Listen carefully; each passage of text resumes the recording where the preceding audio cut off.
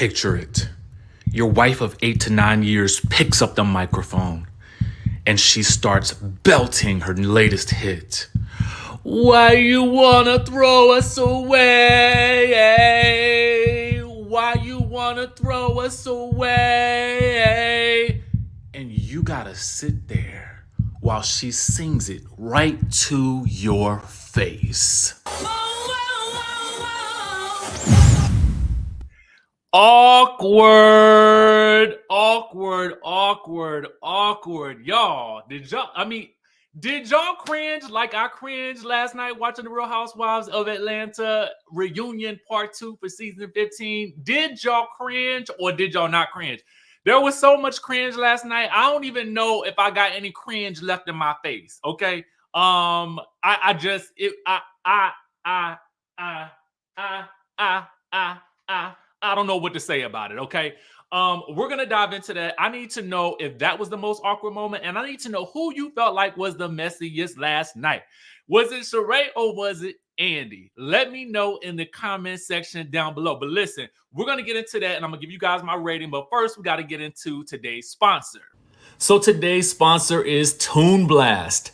Picture it. You're watching your favorite reality TV show. And right as the alleged secret affair is about to be exposed, they cut to commercial. And since y'all know I like games, it's the perfect time to catch up on Toon Blast. Let me give you the quick tea on this game. 1, it's free to play and available on all devices. 2, the goal is to solve the puzzles by blasting the cubes and creating combos of cubes to get to the next level. Y'all already know I love a good puzzle because it keeps my mind sharp and active so I can figure out what's really going on with these reality TV stars. And 3, you don't need Wi-Fi to play, so you can play anywhere at any time. There are fun mini games that you can play to win rewards and over 7,000 levels. So that gives you at least a small possibility of beating me. Download the game through the link in the description of this video and you'll receive 3 hours of unlimited lives and 100 free coins. So let's play.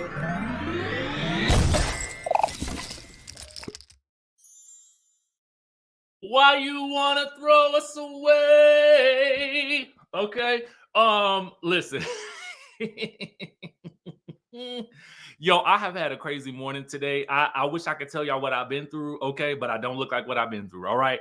So, besides this here moment of cringe, of super cringe, what did y'all think of last night's episode? For me, I'm gonna tell you the truth. I want to rate this episode. I want to rate it. It was good to me. Okay. It was good. But if I got to rate it, I can't really rate it on how I felt like I needed the season to really end. Right. So I'm going to have to give it a 7. I'm going to give it a 7. And I'm going to tell y'all why. For me, there were so many unanswered questions. And I know they cut this down to 2 parts, but it did feel chop screwed and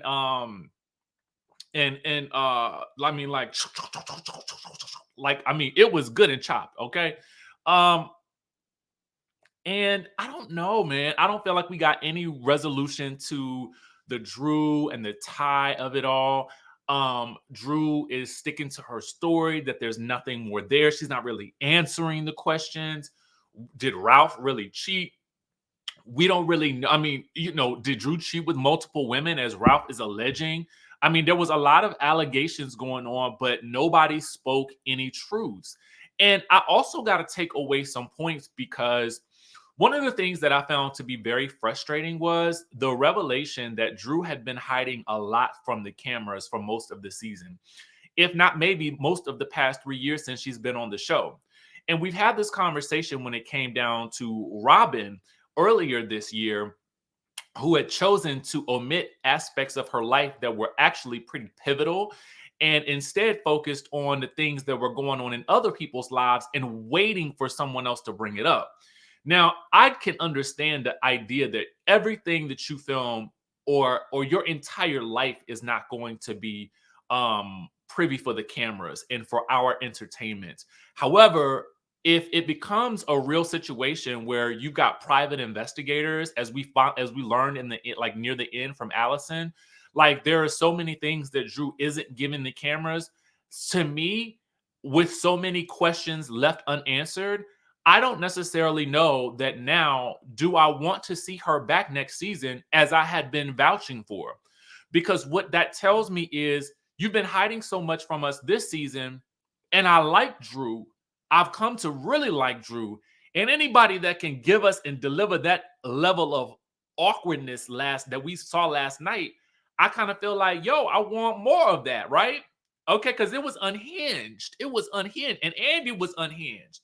I mean, Andy eating that plum, Andy asking Andy asking Ralph about the BJs around the world twice. Okay. It was just, to me, I just felt like Drew, we really have dropped the ball with this Drew situation. And I don't know who is to blame for that, if it's production, because they can only get what they're given. And if Drew, and they asked Drew point blank, is there stuff that you're not telling us? And clearly there was a lot of things. So Drew wants us to be on her side. And granted, Ralph makes it very easy because he does not come across as very likable.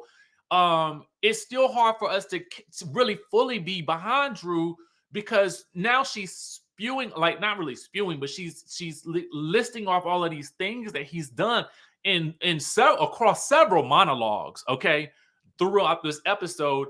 And now we're all supposed to just really rally behind her, when it has become even clearer that there are things that she is not telling us. And I get it. I get it. There's a part of me that understands you want to protect him to a certain degree. You want to protect certain things about your marriage. But girl, like, it's not giving, okay? I can't really be all the way behind you because I don't really know what's going on. And because the reunion really didn't answer any of those questions, I feel like it was a little bit of a letdown for me. Also, this idea that I think that Sheree is intriguing. I think that Sheree is funny. I think, of course, she looks amazing. I mean, like, body down, okay? But to position Sheree as this sort of centerpiece nucleus to this group that's going to wrangle the group back together, I'm just not buying it. Now, I know she's an OG, and perhaps that's why they are doing this. But for me, there's a lack of stability that the show has created for Sheree, that now I feel like you're trying to convince me, after so many years of making her a substitute wife, that you now are positioning her to be the anchor of this ship. And I'm kind of like, it doesn't make sense to me, because y'all are the ones that kept getting rid of her season after season after season and then bringing her back. And I will give it to her. She did deliver to me. I mean, it was the delivery of the line. And I feel like this is why Sheree works. When Sheree is working, Sheree works. But somebody needs to make Sheree work. It's so funny because people have been like, oh, Candy needs to be activated. And granted, we do like an activated Candy, but an activated Sheree is a delight, okay? And I mean delight, meaning I felt like she came to play yesterday. I mean, or at least last night from the episode. That line about when Candy said, well, you would know about, what did she say? Oh God, what did she say? I want to get it right. I gotta pull it up. I got to pull it up. She says something. Oh, what was it? What did Candy say to her? Oh my God. It was hilarious. But she said something about you would know most. Oh, she said this. I would have to say Sheree knows the most about taking breaks. And then Sheree responds and says, oh, yes, because you guys are a little lackluster. So they always have to bring me back. Respect the OG. Now, that line to me, I mean, listen, the way it was presented, flawless. I mean, it kind of took Sheree off guard. And the fact that Sheree could pop it out like that, now I was like, now this is what I'm talking about. Okay. So if now for me, I'm almost more in favor of bringing Sheree back more so than I am with Drew, mostly because the Candy and Sheree of it all is very much given frenemy. You know what I'm saying? And we need a dynamic frenemy ship on the show. Like that's what the show has always thrived on, a frenemy ship. in the beginning it was Nene, Kim, and Sheree.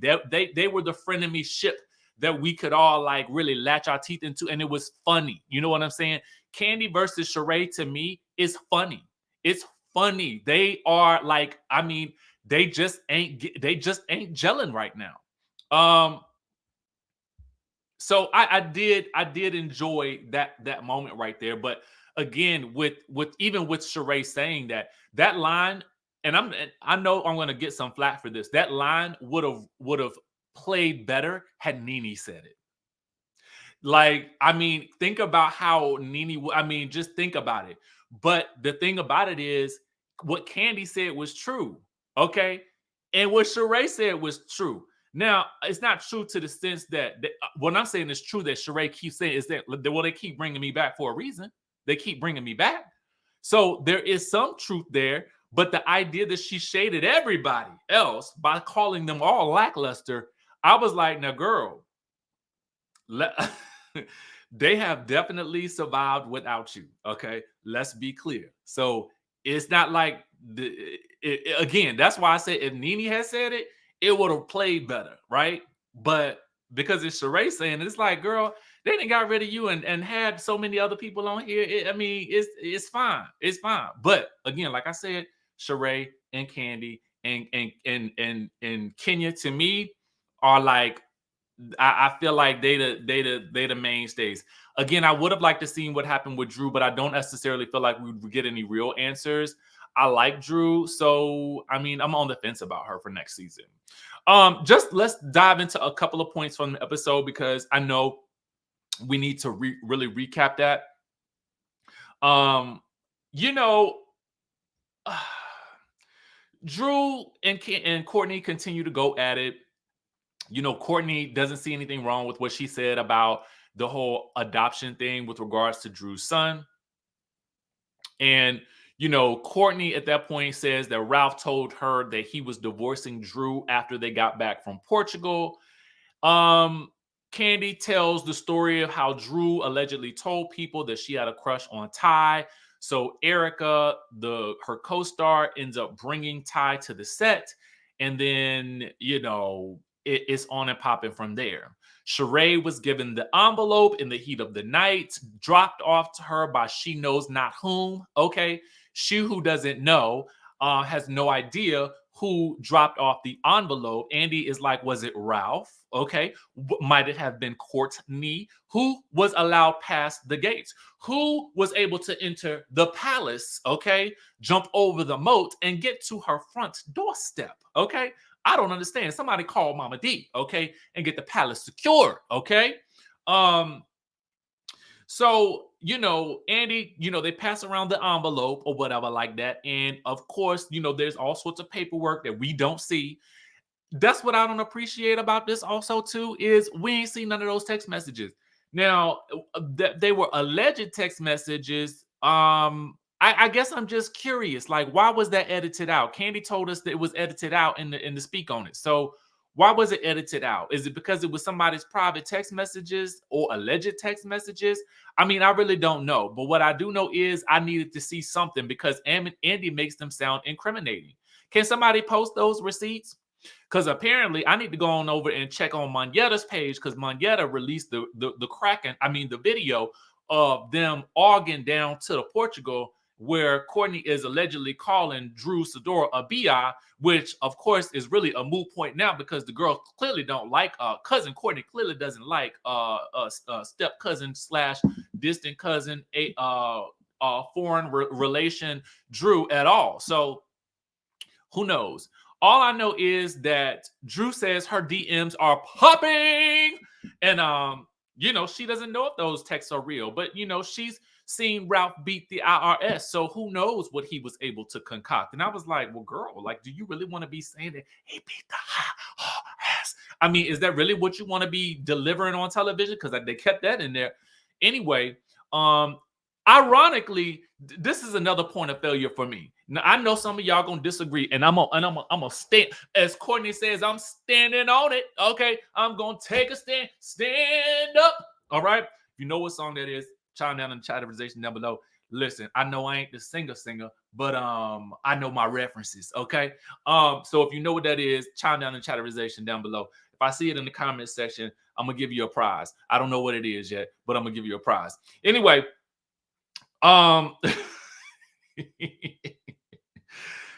Andy then tags on this thing at the end of that segment of the 5 minutes that Monyetta and Courtney were out there, and says, Monyetta, it's great to hear about your orphanages in Africa.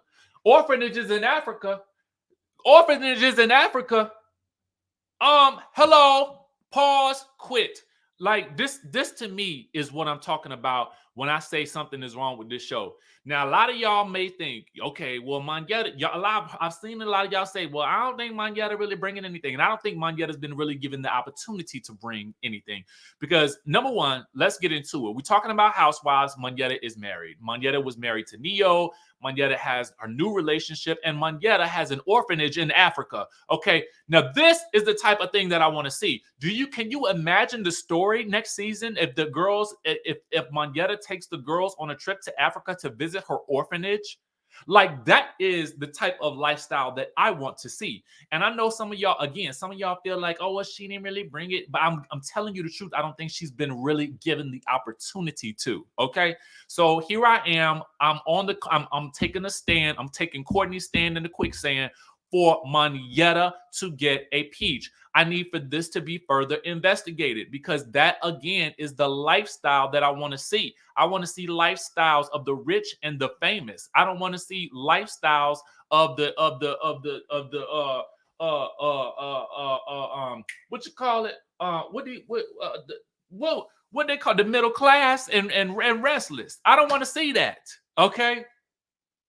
So anyway, they get 45 minutes for lunch. Sheree comes to Marlo's room, and Marlo wants to subscribe to She News. Yeah, you better watch out for that one though. And Sheree's like, "Ooh, Candy is mad. She is mad." Okay, and then they get to talking about how much Candy be marking up them Sheen items allegedly. That's what they said, not me. I didn't say that. That was what they said on the show. I didn't say it. Okay, don't nobody come to me with the lawsuits. Anyway, Courtney runs up into Ralph's room and wraps him in a one. Hi, yeah. Hi, Ralph. Hi. Hi. Hi. Hi. Hi, Ralph. I'm your baby tonight. I mean, I added that last part in there, but it was giving real like, hey, cuz.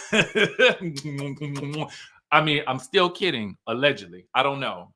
I don't know.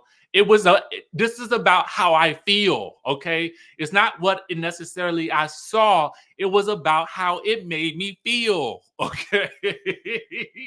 And it was definitely warm embrace. It was warm embrace, but not so fast, because Allison is on the hunt, okay? And Courtney tries to slam that door, okay? And Allison's like, yeah, I thought you didn't call people the word B. You called me a B? Don't slam the door on me. More Allison, please. In fact, if you were going to bring Drew back, I'm going to need you to give Allison half her pay. Period. Give her half the pay. Allison is not afraid to speak the truth, okay? And Drew can't seem to speak the truth. So we can use Allison as Drew's interpreter. I am solving world hunger, peace. I mean, not the hunger. Lord have mercy. I don't want nobody to be hungry. Strike that from the record, because I'm not going to do this again. I'm not going to edit it out. But we solving problems. That's what I meant to say. Okay, Lord have mercy. See, I told y'all I done been through some things this morning, okay? And so we just gonna have to go with it, and sometimes I'm gonna make a mistake or whatever like that. But y'all know, you know my heart. You know my heart, okay? So anyway, then they're back. There's some bedroom candy talk, and by bedroom candy talk, y'all know when they get to talking about the relations and stuff like that, I tunes out a little bit, but don't definitely go buy your bedroom candy and get yourself, satisfy your needs. So It's Sonya's package. Sonya was disappointed with Kenya because everybody responded to her text message about the miscarriage and the trauma that she went through, but Kenya didn't call her. Kenya's like, girl, I did call you. For me, this is what I'm gonna do. We can always go back to my phone records. We can always call up T-Mobile, and I can prove to you that I called, because otherwise, what are we talking about? So anyway, Kenya kind of talks her way around that one for now. Anyway, the family moved out. They're 5 minutes away. We talk about Kenya's fertility. She's decided that she's going to adopt at maybe age 3 or 4. This is probably the smartest option, so she ain't gonna have nothing to do with Mark. Anyway, Sonya is called out for shading Kenya's relationship. Sonya then calls out Kenya for not being really friends with her, like in real life. So she says that Kenya does great things for her on camera, but behind the scenes doesn't really act as a friend would do. And by this, she means you didn't call her after the miscarriage. Kenya's like, girl, I didn't have to give you my money or give you my time to pretend to be friends with you for this whole charity thing. The charity thing was for the charity. But they still seem like they got some things to work through. I don't really think Kenya care about being friends with her, because I don't really think Kenya think the girl gonna come back. I don't think Kenya's being intentionally mean to her, but I definitely don't feel like, I feel like Kenya feels like Sonya has crawled up into Marlo's Mrs. Roper dress, and I feel like that's what she feels like she's staying. I mean, I think that's just what it is. That's what Kenya thinks. I'm not saying that's what I think, right? I think that this is what I honestly think. I think that it was probably well known that Marlo needed some friends, okay? And I feel like Marlo has friends in real life. I'm not saying that. I'm talking about on the show, right? Because I think that Marlo in real life is probably a bit different than Marlo on the show. Actually, I think that about most people, to be quite honest with you, because I don't take the person on the show. In doing this, I don't take what I see on the show to be who you are in your everyday life. Always, right? I think that there are certain people who, like Candy, I feel like it's probably going to be the same on or off, right? And it's pretty rare that you get that. I think King is probably about the same on or off. Like, I feel like she can have her, kind of like slick in the mouth moments with people or whatever, and like a little bit of diva that comes along with her, because I feel like we see that on camera. I've heard about it off. Period. Does that make her a bad person? No. So I kind of feel like, on the show, they felt like they probably needed Marlo to have a strong ally. And so that is why Sheree and Sonya are going to stick beside her no matter what. Period. No, I mean, listen, it is what it is, right? And I think that Marlo, in taking that, in understanding all this, Marlo and Sonya probably have become naturally close in the story. I really do think that. Next is Candy. Candy acts like it's a comment. I don't know who. In my mind, I was like, now, did Marlo write this comment? Or did Sheree write this comment? Or did Courtney? No, Courtney ain't write it. It sounded like it was either Marlo or Sheree, but maybe more Marlo. The comment says something about Candy acts like she's above everybody. Does she think she should leave since she doesn't show anything but her businesses and things that show her in a good personal light? And I wrote in my notes, did Marlo write that? Anyway, Candy says that she's shown all of her business, and Candy and the gang even showed the dirty, aspects, not the dirty aspects. Lord have mercy, please forgive me, y'all. The issues that Candy and the OLG and the businesses face, right? And what I mean by that is the dirty aspect, the dirty secrets, the stuff that she probably wouldn't want shown, right? They've shown all of that, and they've showcased all of that. And I just kind of feel like this narrative that just because someone is saying it doesn't make it true. And I kind of feel like it's an excuse, right? Candy, for the most part, whether you like her or not, has definitely shown us probably way more than that other side of the couch will ever show in there. And maybe Sheree. Sheree has shown quite a bit. So we won't group Sheree in that, but definitely much more than Marlo ever. I mean, and maybe we'll get to see more of Marlo. I really don't know. The problem is, do I believe it, right? That's the issue. I've never really had a moment where I didn't believe what Kandi was going through, right? That's just me. And I that's just how I feel. And that's as somebody who has watched these shows, for years and years. The same as the way many of you have, right? So anyway, that's when Kandi and Sheree get into their little moment. They talk about, Kandi pursuing the EGOT. They talk about Marlo versus Kandi and this 2-year-old storyline. And Andy's like, well, why is this coming up 2 years later? And how did it become an issue? And Marlo's like, well, there was an incident at her restaurant. I can't listen. I know saying the word incident is what it is, but on this YouTube streets, I got to be careful about that word. So we're going to have to keep it as incident for now. So any of you guys want to write it down in the comment section down below, that's up to y'all. But I cannot say it on this platform. Some people can say it and get away with it, and some people can't. I don't know why that is, and I don't know why it ain't. But it is what it is over here. So anyway, Candy's like, well, I mean, Marlo's like, well, why would this not trigger her? And again, this is my point with this whole situation with Marlo, and we run this into the ground, and I don't want to discuss it really much anymore. And I actually wish they wouldn't have discussed it last night. But since we're here, okay, the issue for me is this. Marlo said she had an issue 2 years ago. You should have said that then, period. Like, don't come to me about an issue that you got 2 years later that you didn't allow me to do anything about it for. So this is what happens when somebody has an issue with you and they don't tell you about it, but then they hold it against you for 2 years. Then that person, they stole an opportunity for you to make up for the issue if there was actually an issue to be had. But the problem is Marlo also conflated this with the idea that, oh my God, nobody can talk to Kandi about the stuff that she has going on. Nobody can confront her about it. But at the end of the day, Marlo, you and Kandi ain't even like that no more. So why would she be coming to you to talk about anything going on with her business? That doesn't even make any sense. You want to, you expect her to talk about it within the group. Oh, at the group function because you brought it up or because somebody else brought it up. She ain't gonna talk about it with you. That's on period. Like, you ain't gonna talk about what's going on in your personal business to her. And probably if you did, Lord knows if she don't cry and give you money and give you some money and some coins to donate to the charity of your choice, then you're gonna be upset still. So Marlo, this is the resolution for you. The next time you have an issue with somebody, you need to tell them right then and there so they can actually, if this is really indeed an issue for you, which I don't believe it is at this point in time, I feel like then you need to be able to tell them in real time that you have an issue with them, because otherwise it is not their issue, it's just yours.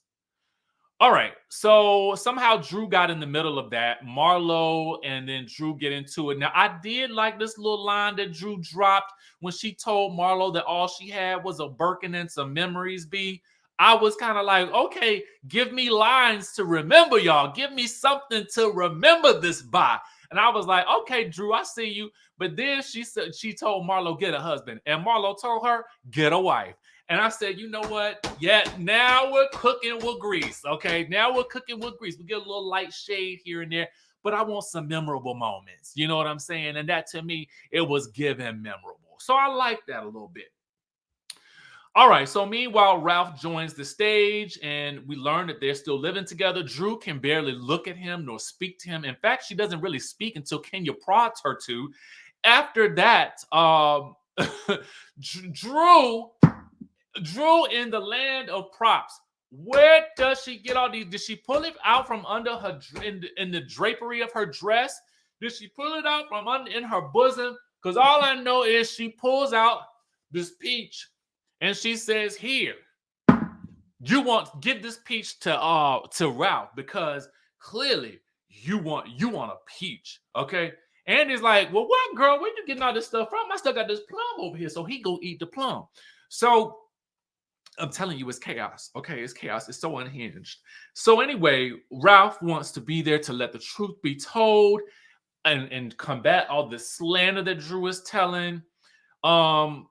the question comes up, were they fronting for the cameras all season? Yeah, they were. Okay.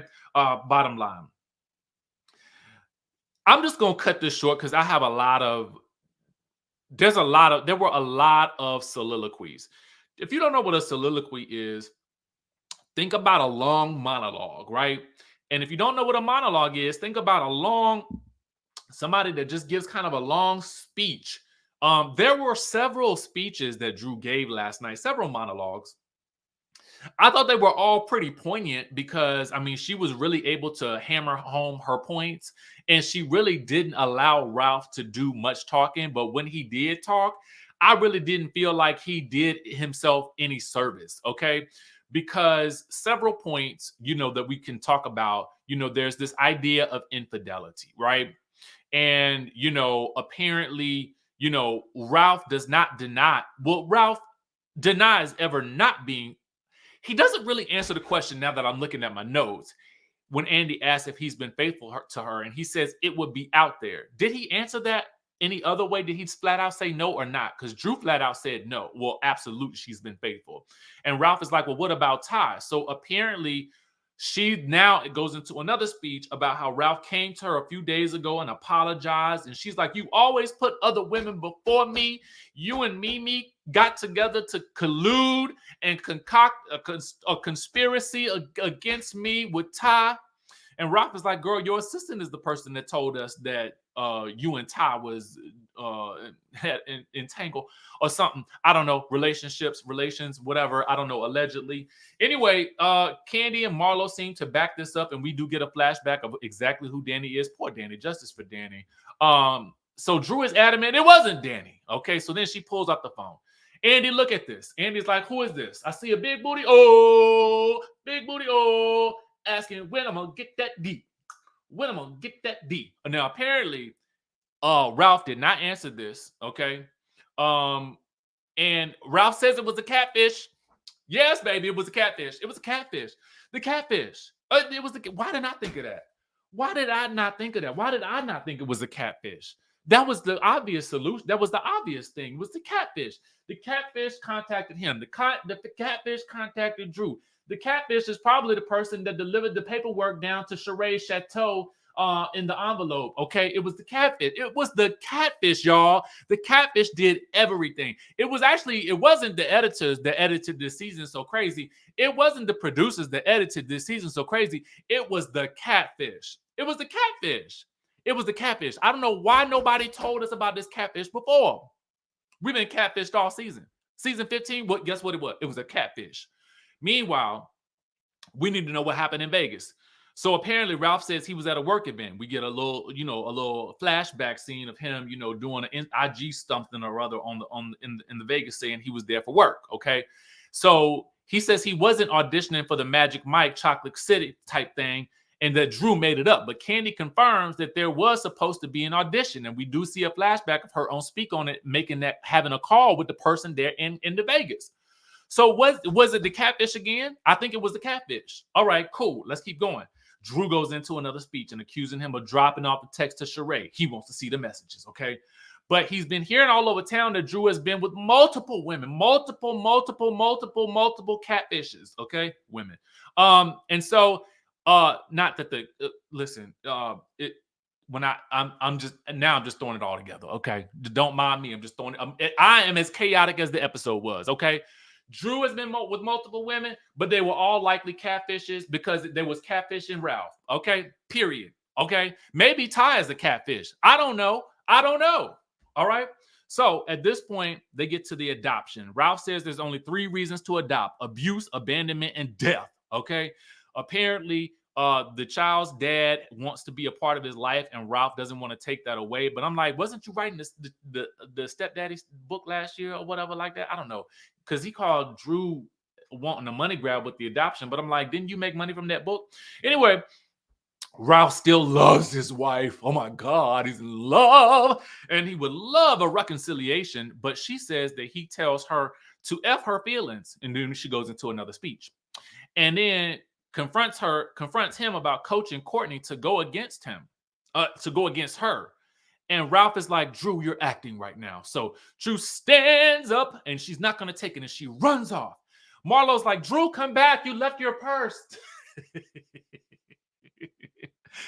Unhinged, chaos. And so at that point, Andy's like, well, because they had talked about this idea of Ralph getting BJs around the world. Okay. And apparently Ralph did say that. Or did he? Well, yeah, he did because it sounded silly. So it was just something to say. Or did he? Or was it the catfish? Was it catfishing around the world? Was it BJs from the catfish? Who gave the BJs? I don't know. Anyway, Andy got to ask again after Drew runs off. She says, so he's like, well, were they BJs around the world? And, Ralph's like, of course not. Of course not. So anyway, Drew is having a meltdown, and Allison's like, well, why don't you tell them about the PI? And I'm like, why don't you tell us, girl? Tell us about the PI. What PI? What did they find? Okay. Secrets and lies. Okay. That's gonna be the next movie that Candy and Todd make. So anyway, Kenya tries to have a conversation with Ralph, and she's like, bruh, listen.